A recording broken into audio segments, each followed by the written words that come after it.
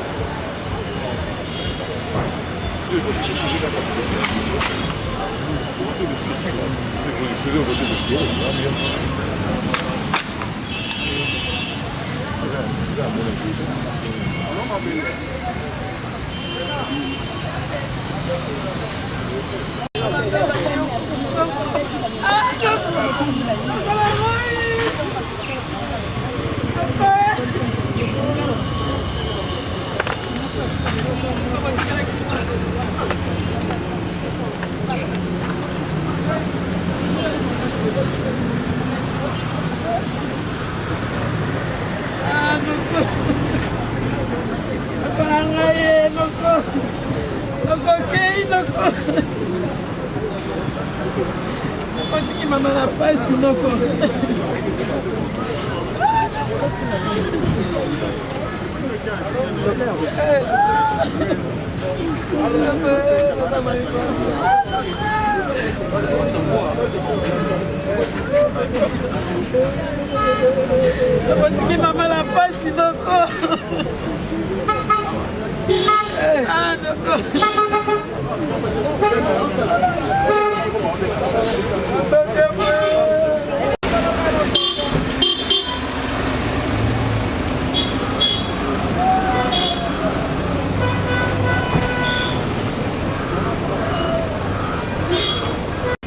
papa pe manakimia donc le jour où donc rotika est dans le mère naé donc courage na ma sœur. Apparemment on dirait ba binisa mo ba comédien soit dans zila. Et ça programme ya famille. Papa zaki comédien té. Papa zaki comédien té donc ça programme ya famille biso to Hollande programme na ba. Oyo ya retard famille Rosela et tout c'est. OK, merci beaucoup. To baluka. Merci. Côté orphelin, voilà. Alors moi nous avons moqué par rapport à mort sous sous ekangi biso mama Chako. Lobani no koloba. Écoutez la gueule. Mort à maman Chako, écoutez lenga na ndako, mais ils allaient faciliter. Ils allaient faciliter parce que azako komoko na pesanga espace na Joana et donc ils allaient qui dure. Voilà, merci.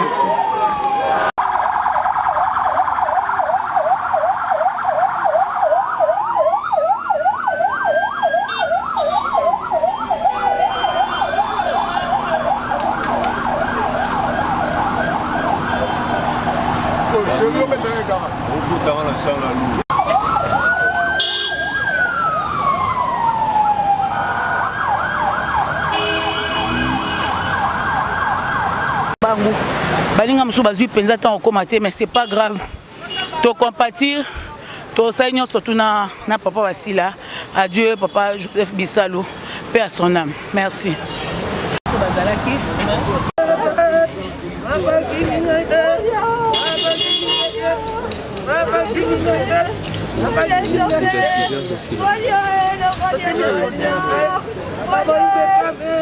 Papa,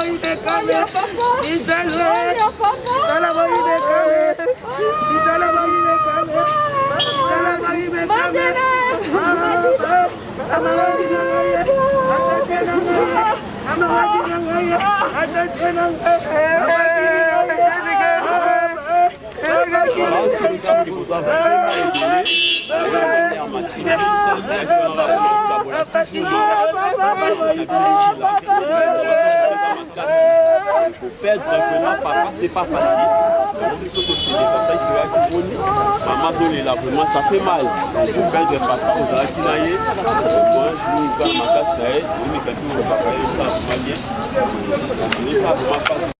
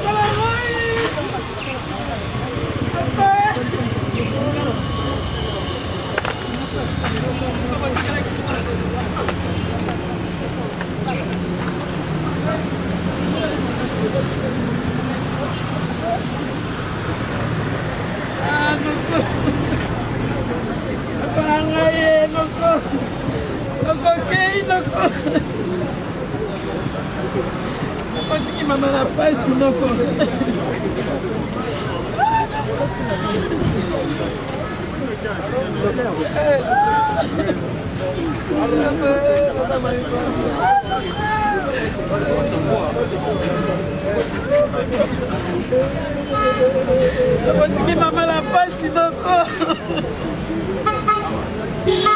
ah, d'accord.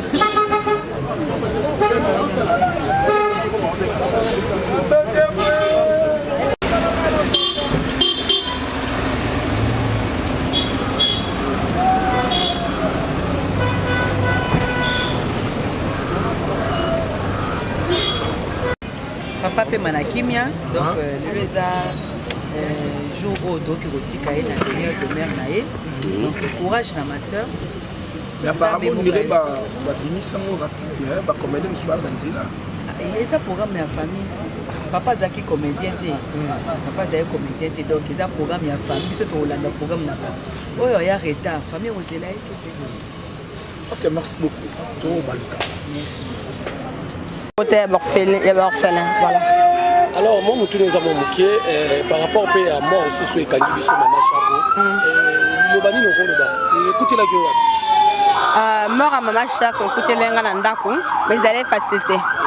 Ils allaient faciliter parce que Azako Komoko na pesanga espace na Joana et donc ils allaient qui durent. Voilà, merci.